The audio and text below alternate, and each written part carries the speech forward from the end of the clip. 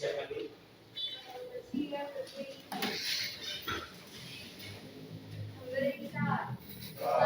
Pasal bawakan materi laju reaksi. Ada yang kira-kira tahu apa itu laju reaksi? Silakan diamati gambar ini. Kalau laju tahu ya, kelajuan kendaraan bermotor punya laju. Di situ ada 3 gambar pasal tayangan. Silakan diamati. Gambar pertama adalah gambar tentang pekaratan.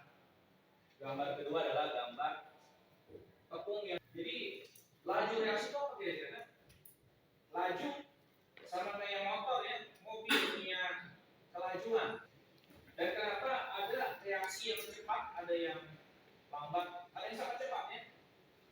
Menurut kamu di situ di antara 3, mana yang paling cepat di antara 3 gambar ya? Mana yang paling cepat? Yang ketiga betul ya. Kalau yang pertama paling lambat betul ya. Laju reaksi ini udah pernah dipelajari oleh kalian ya pada saat kelas dulu. Reaksinya doang ya. Reaksi kimia. Tahu ya reaksi kimia?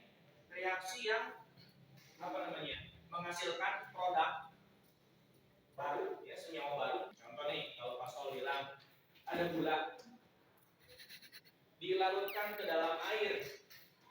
Gula dilarutkan ke dalam air. Yang satunya lagi gula dilarutkan ke dalam air panas.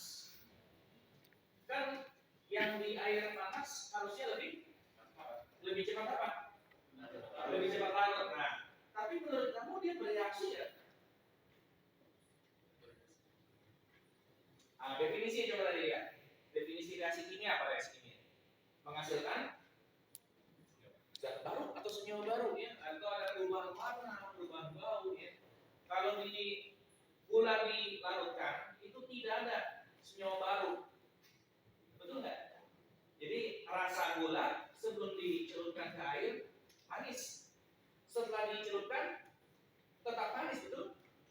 Jadi nggak ada lagi nggak ada perubahan reaksi kimia di situ, hanya ada perubahan fisika. Sehingga kalau ada laju tapi berkaitan tidak dengan reaksi kimia, kita bilangnya laju saja. Contohnya gula dimasukkan dalam air, itu bukan reaksi kimia ya. Jadi bilangnya apa nih? Laju pelarutan. Jadi jangan bilang laju reaksi gula, ya jangan ya, atau salah. Jadi sebelum kamu belajar lebih jauh tentang laju reaksi, ada baiknya kamu mempelajari terminologi atau kata-kata penting yang ada di laju reaksi ya.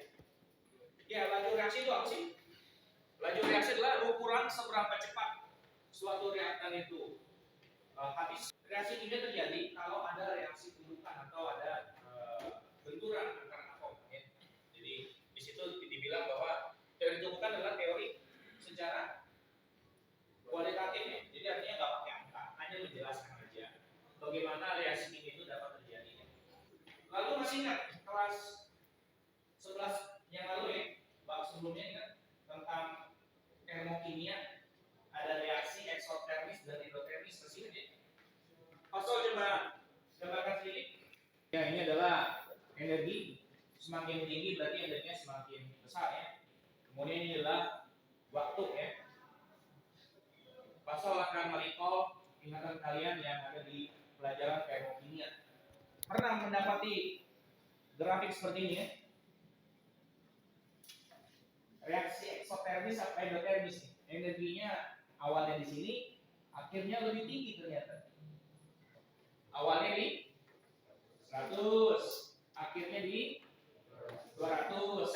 Jadi energinya makin banyak apa makin sedikit? Makin banyak. Berarti sistemnya mendapat energi dari lingkungan ya. Berarti disebutnya reaksi apa itu? Reaksi, ada masih ingat? Endotermis, betul ya, endotermis.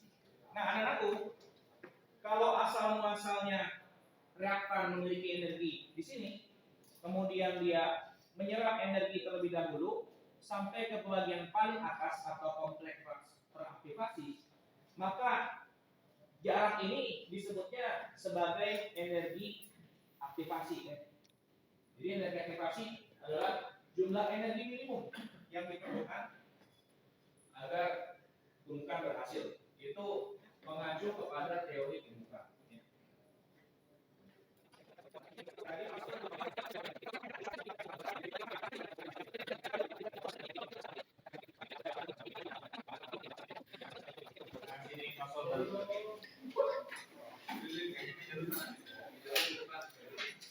Gimana? Sudah masuk di kelompoknya ya? Baiklah. Kita lanjutkan ke bagian penayangan video. Reaksi kimia adalah proses perubahan suatu zat untuk menghasilkan zat berbeda. Dengan demikian, dapat kita simpulkan bahwa Ya, saya rasa cukup. Sudah terwakili ya semuanya. Bagaimana anakku? Dapat sesuatu hal ya yang baru ya. Dapat ilustrasi di situ ada gerak-gerakan. Lebih senang melihat yang bergerak masih. Jadi seperti yang sudah disampaikan sebelumnya, ya reaksi kimia dapat terjadi ya, karena ada tumbuhan ya betul. Lalu apa lagi yang mau dapat? Wah, besar apa yuk? Bukan bisa terjadi karena adanya energi yang cukup dan orientasi geraknya sesuai. Betul, sesuai yang tepat ya.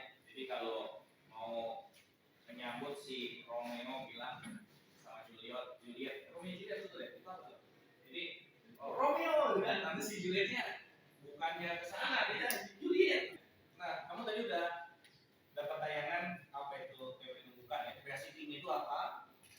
Teori tumbukan apa? Energi aktivasi apa? Jadi katanya di situ dibilang reaksi eksoterm lebih gampang ya. Karena apa? Karena energi aktivasinya lebih rendah gitu. Jadi kalau ini kan yang saya gambarkan reaksi endoterm ya. Energi aktivasinya tinggi sekali. Kalau eksoterm tadi lebih rendah. Jadi dia hanya perlu dikit doang gitu ya. Nah, dari sini sampai ke puncak gitu kan. Nah, sambil kamu perhatikan juga LKP ini.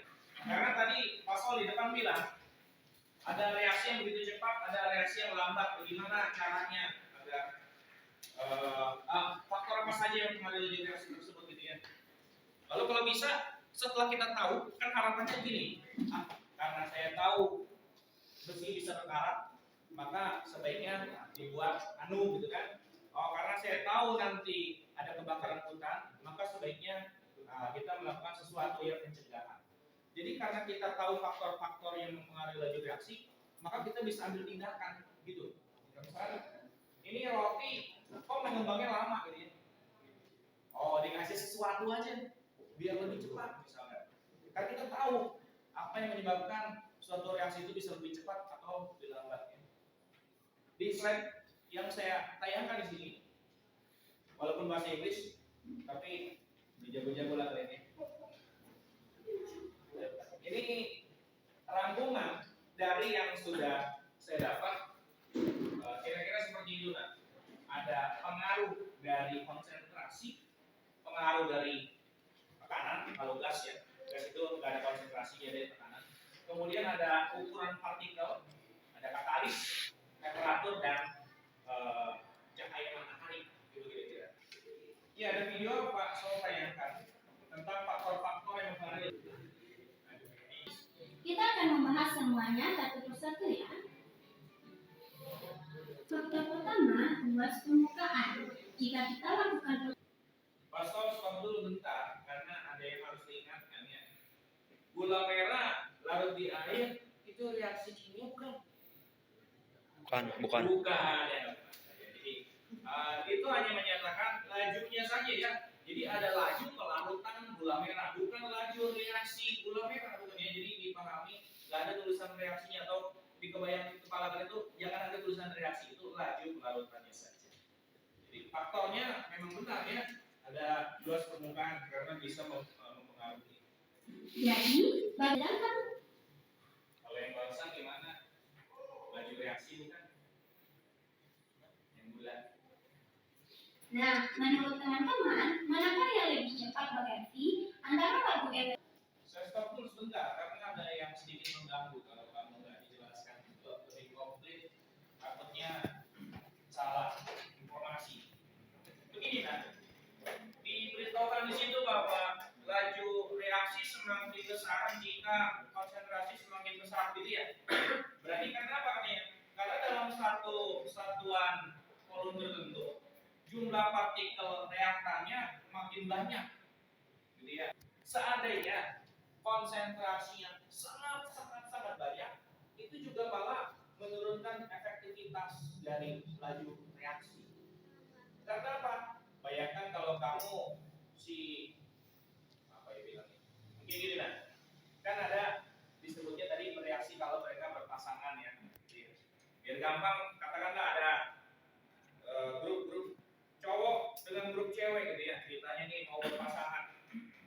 Ketika mau berpasangan, banyaknya salah satu dari yang ada di situ, misalkan cowoknya banyak sekali cowok. Saking banyaknya sesak cowok, maka si cowok ini menjadi cewek, depannya cowok lagi, jadi cowok lagi. Jadi kemana-mana cowok gitu ya. Saking banyaknya, saking kebanyakan sekali, itu juga nggak bagus. Jadi laju reaksi akan semakin besar ya.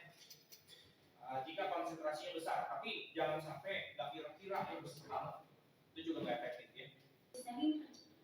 Karena itu pasal koreksi ini tadi itu apa?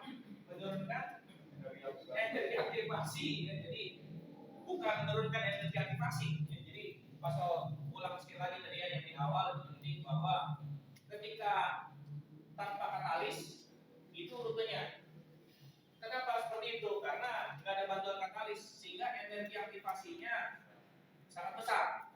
Dengan adanya katalis, dia mencari rute baru sehingga yang mau dicapai sama, tapi rutenya lebih kalau dibilang bukitnya lebih landai atau lebih pendek lah, lebih ya sengaja saya stopnya. Kita interaktif lah di sini ya. Anak-anakku, laju reaksi yang hanya dipengaruhi suhu. Berarti artinya apa? Semuanya harus sama kecuali suhu. 2 dan 4. Coba kita cek 2 ya. 2 dan 4 ya. 2 dan 4 itu hasilnya sama-sama 1 molar ya. Lalu suhunya berbeda. Oke. Betul ya. Ada lagi yang lain di situ mungkin selain 2 dan 4? Berapa? 4 dan 5. Betul ya, 4 dan 5 juga boleh karena konsentrasi pasel sama-sama 1, tapi yang satunya lebih lebih tinggi suhunya ya, nomor 5. Betul. 4 dan 5 boleh, 2 dan 4 boleh. Ada lagi yang lain? Jadi silakan kalian amati LKPD kalian untuk pertemuan atau hari pertama. Ini ada panduan untuk mengisi LKPD karena di situ terlalu kecil, pasal rasa terlalu kecil, jadi diperbesar. Lalu silakan dilengkapi.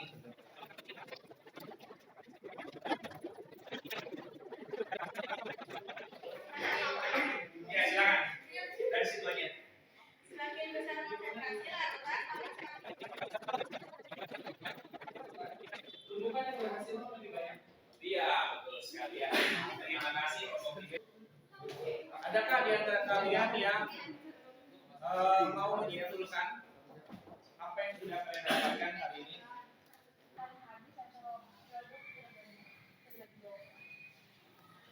Terus teori kimia itu teori yang secara kualitatif menjelaskan bagaimana reaksi kimia dapat terjadi menggunakan sejumlah energi.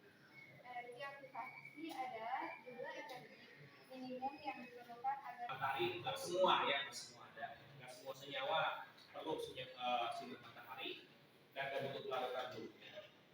Kemudian teori tumbukan jangan lupa ya, teori tumbukan. Dan hari Rabu atau pertemuan berikutnya kita akan ya hari berikutnya prakteknya tentang suhu ya. Kalau tidak ada pertanyaan lagi, maka Masuk akan untuk pembelajaran kita hari ini. Semoga tetap sehat-sehat selalu ya, ya. Jaga kesehatan. Jangan lupa LKPD-nya nanti dikumpul ya pada saat istirahat. Itu saja. Selamat siang ya. Lagi Pak. Lagi menjelang siang. Sampai ketemu lagi. Terima kasih Pak.